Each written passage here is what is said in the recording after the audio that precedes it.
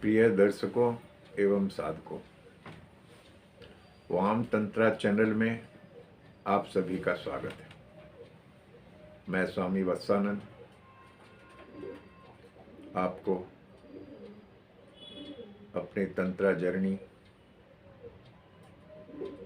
जो मेरी ज़िंदगी की तंत्रा लाइफ है, उस बारे में पुनः उस श्रृंखला में ये वीडियो देने जा रहा हूँ। मैंने 2 वीडियो इस श्रृंखला में दिए हैं, ये तीसरा वीडियो है। जो आप दर्शक आज पहली बार देख रहे हैं, वो पिछले 2 वीडियो भी देखें। मेरी तंत्रा जर्नी लाइफ की जो मैंने बचपन से सुनानी शुरू की है आप लोगों को, अपने अनुभवों को, आप जब शुरू से ही उस वीडियोस को देखोगे तभी आनंद आएगा। ये एक अलग बात है कि बीच में कुछ रोचक प्रसंग जो सुनाऊंगा, जो अनुभव सुनाऊंगा आप लोगों को, कुछ आकस्मिक घटनाएं सुनाऊंगा, तो आपको आनंद जरूर आएगा। लेकिन जो तंत्र मार्ग के साधक हैं, खासकर उन लोगों के लिए, उनके अनुभव के लिए शुरू से देखे वो लोग तो अच्छा है। इस वीडियो को भी आप शुरू से अंत तक देखें, तभी समझ पाएंगे। ये एक कहानी नहीं है, ये एक कथा नहीं है, ये एक जिंदगी है। सत्य एक मार्ग पे, जिस मार्ग पे मैं चला हूँ, आया हूँ, मैं उन बातों को आपके सामने रखने जा रहा हूँ। मैं अपने अनुभवों को रखने जा रहा हूँ। ये सत्य है और इनको सुनना और समझना और अनुभव लेना ही एक ज्ञान है। खासकर जो तंत्र में रुचि रखते हैं, तंत्र साधना और सिद्धि करना चाहते हैं। किताबों में अनेक बातें दी जाती हैं। आजकल तो गूगल का ज़माना है, आप वहाँ से सर्च करके बहुत कुछ पढ़ सकते हैं। वो आपको एक व्यवहारिक ज्ञान नहीं देता, वो एक एजुकेशनल है। वो आपको एक संक्षिप्त वर्णन, एक वास्तविक अनुभव नहीं करा सकता।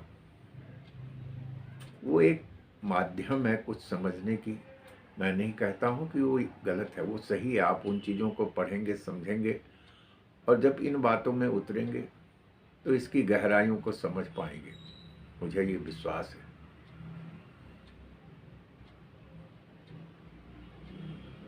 मैं, जैसे कि पहले मैंने कहा कि 2 वीडियोस डाले हुए हैं, और वहाँ दूसरे वीडियो में मैंने कहा था कि मुझे स्वप्न आते थे, कैसे मैं जागता था। एक 8-10 साल का बालक उन सपनों को एनालाइज नहीं कर पाता था, उनको समझ नहीं पाता था। क्या मन की व्यथा होती होगी, मन में कितनी बातें चलती होगी। उन समय के, आज से 50-55 साल पहले के परिकोष्ठ में उसको अनुभव करने की कोशिश कीजिए। एक वातावरण जो आज नहीं है, ग्रामीण वातावरण में था। उन चीज़ों को अनुभव करना, आज खुद मैं जब उन समयों को और आज के समयों को देखता हूँ तो कितना बदलाव देखता हूँ। तो समय और स्थान का बदलाव मानसिकता पर भी प्रभाव डालता है। जब मैं उन समय स्वप्न को देखता था, जैसे मैंने कहा, उस समय एक और मेरे मन में रुचि हुई, एक जागृत हुई। मेरे गांव में शक्तिपीठ है, जिसको मैंने खुद ही, आगे मैं कभी बताऊंगा कि वहाँ मुझे क्या क्या अनुभव हुए, और मैंने ही उसको शक्तिपीठ में कहा, घोषित किया। और भी कई साधकों ने वहाँ जब उनको अनुभव हुआ, उस समय आज से 50-55 साल पहले हम नहीं जानते थे। हम एक ही चीज़ जानते थे एक स्वयंभू दुर्गा मंदिर है, छोटा सा मंदिर है। कभी उसकी भी कथा कहूँगा आज के विषय में, तो आश्चर्य लगेगा आप लोगों को। वहाँ मूर्ति नहीं है, उसकी एक रोचक कथा है। शिला है, लोग जल चढ़ाते हैं सुबह सुबह नहा धो के। उन स्वप्नों का प्रभाव मेरे मन में ऐसा हुआ कि मैंने वहाँ जाना, उस उम्र में ही माँ को जल लोटा लेके जाना और शक्तिपीठ में उस दुर्गा मंदिर में माँ को जल चढ़ाना, पत्थर शिला पे जल चढ़ाना सुबह सुबह। पूजा पद्धति का एक साधारण मार्ग, कुछ नहीं जानता था मैं, ABCD नहीं जानता था, आ नहीं जानता था, बस देखता था लोग जल चढ़ाने जाते हैं, मैं भी उनके शरण में चला गया, या यूं कहिए कि माँ ने मुझे अपने पास बुलाया। ये एक अनुभव है। मैं नहीं जानता था कि उन स्वप्नों के डर के साथ या किस अनुभव ने मुझे वहां बुलाया। काफी अरसे तक ये एक नित्य नियम हो गया। मेरे घर वाले, मेरे परिवार वाले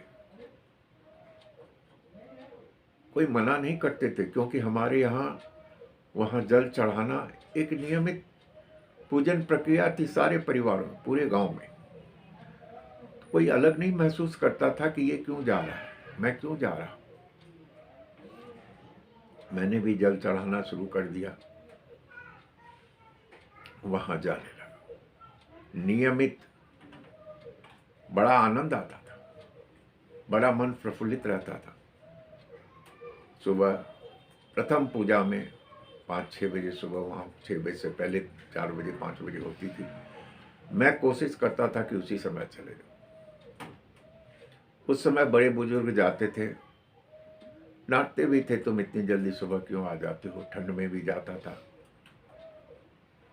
जो वहाँ की वेशभूषा थी, एक धोती पहने हुए चला जाता था, एक गमछा पहने चला जाता था, खुले बदन चला जाता था गर्मियों में।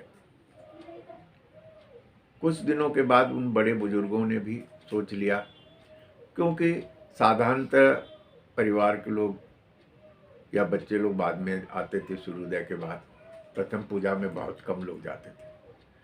लेकिन मेरी लग्न, मुझे मेरी मानसिकता मुझे वहाँ खींच के उसी समय ब्रह्म मुहूर्त में ही मुझे वहाँ ले जाती थी।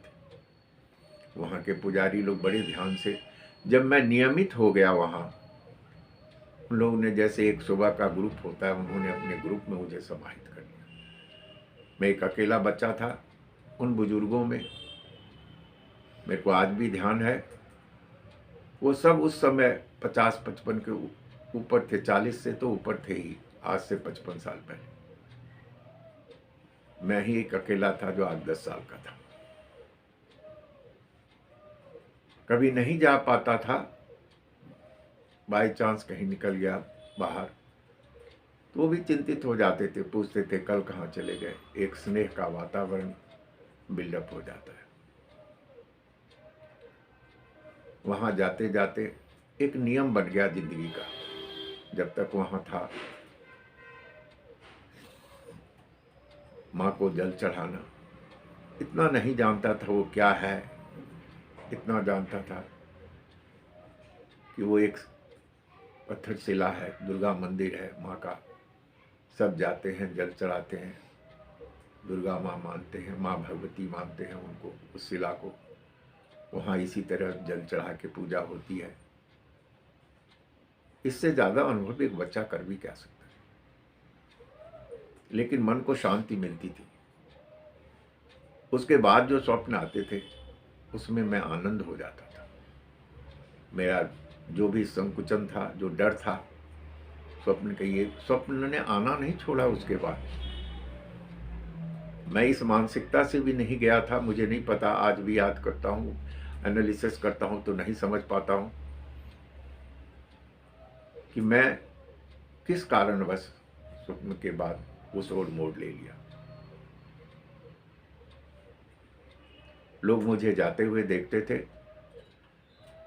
तो वहां कुछ लोगों ने कहना शुरू किया, मैं बहुत छोटा था तब मेरे दादाजी गुजर गए, तो वो लोग बुजुर्ग लोग मेरे को जो सुबह में आते थे, जैसे मैंने कहा, वो कहते थे कि तुम्हारे दादाजी भी ऐसे ही आते थे रोज नित्य जल चढ़ाने के।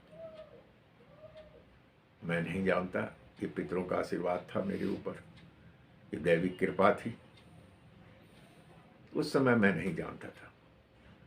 आज उन बातों को अनुभव करता हूँ तो काफ़ी कुछ समझता हूँ। आगे आप लोगों को वो रोचक बातें सुनाऊंगा। उसी श्रृंखला में उसी समय कई साल हो गए, कई साल तो नहीं कह सकता, कई महीने हो गए जब, तो स्वप्न में एक साधु आए। उन्होंने एक मंत्र दिया, एक शब्द, एकाक्षरी मंत्र। मैं नहीं समझा, तो मुझे इन चीज़ों का ज्ञान था नहीं, लेकिन वो शब्द, वो अक्षर मन में, आत्मा में घूमता रहता था। उन्होंने उसी समय निर्देश भी दिया कि ये किसी को बताना नहीं, किसी से जिक्र मत करना, तुम इसका जाप करो। महीनों तक मैंने उसे साधारण रूप से लिया, मैंने जाप नहीं किया। जब 2-4 महीने गुजर गए, उसके बाद बिना जाने हुए, बिना समझे हुए उस एक अक्षर को मैं जपने लगा मन ही मन। मैंने सोचा पता नहीं क्या है, मुझे नहीं ज्ञान था कि क्या है, क्या शब्द है, क्या अक्षर है, वो क्यों उन्होंने क्या कहा, लेकिन उनके निर्देश का पालन करूं, ये भी मेरे मन में 2-3 महीने के बाद आया।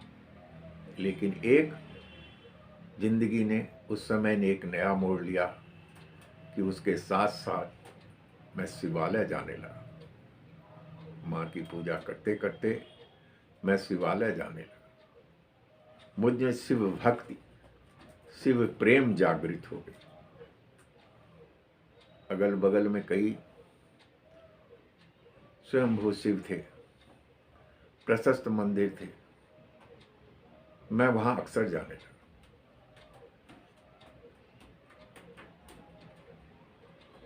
उनको भी जल चढ़ाने लगा। शिव प्रेम जाग गया, शिव के प्रति ऐसा लगने लगा जैसे मैं उनके बहुत नजदीक हूं। माँ की ऐसी प्रेरणा हुई। मैं अब ये कहता हूं, उस समय नहीं समझता मुझे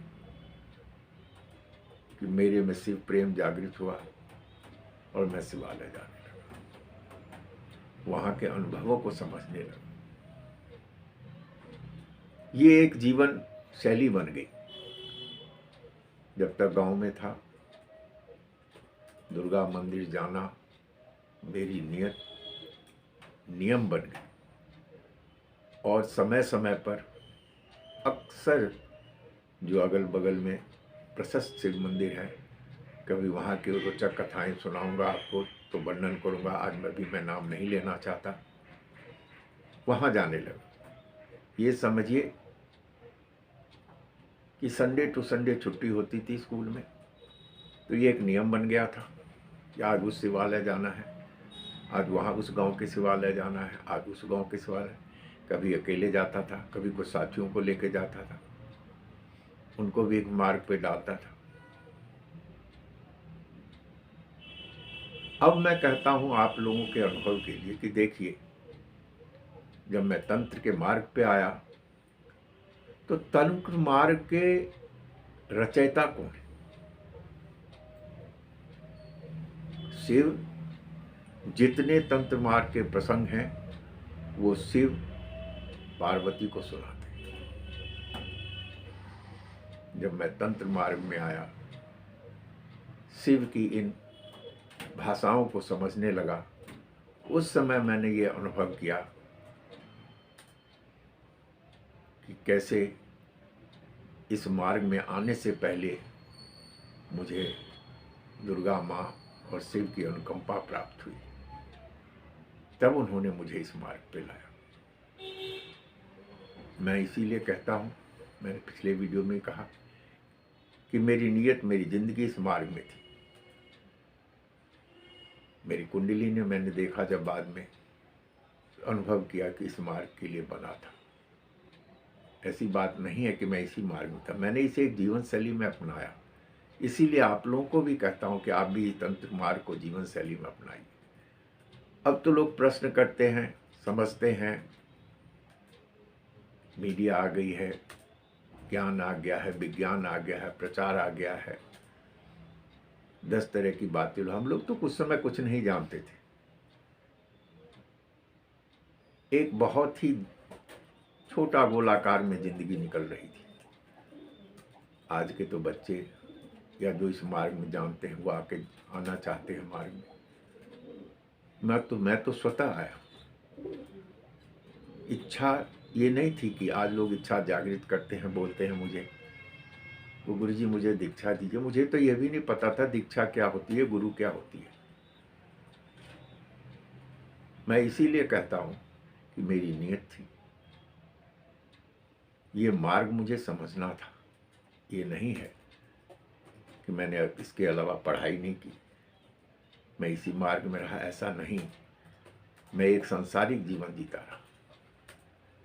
मैं सब बच्चों की तरह पढ़ाई भी करता था, खेल भी करता था, लेकिन उसके साथ साथ ये मेरे मार्ग का एक अलग पाठ था, एक अलग उदय था, जो आज इस मुकाम पे आया है। इसकी जीवन की रास्ते जो हैं तंत्र की, वो मैं फिर आपको अगले वीडियो में बताऊंगा। मैंने यहाँ इसमें इसलिए कहा कि तंत्र का संवाद शिव और पार्वती में, और मुझे पहले पार्वती और शिव दोनों ने अपने शरण में लिया, उसके बाद इस मार्ग पर मुझे खींचा। मैं डायरेक्ट उनके द्वारा प्रशिक्षित हूँ, उनके द्वारा ही मुझे सब कुछ मिला। लोग तो, गुरु तो मुझे माध्यम बने, मैं यही समझता हूँ। और आगे इससे भी कुछ रोचक बातें, मैं प्रसंग जो व्यतीत हुआ है मेरे साथ इस जर्नी, तंत्र जर्नी में बताते रहूँगा।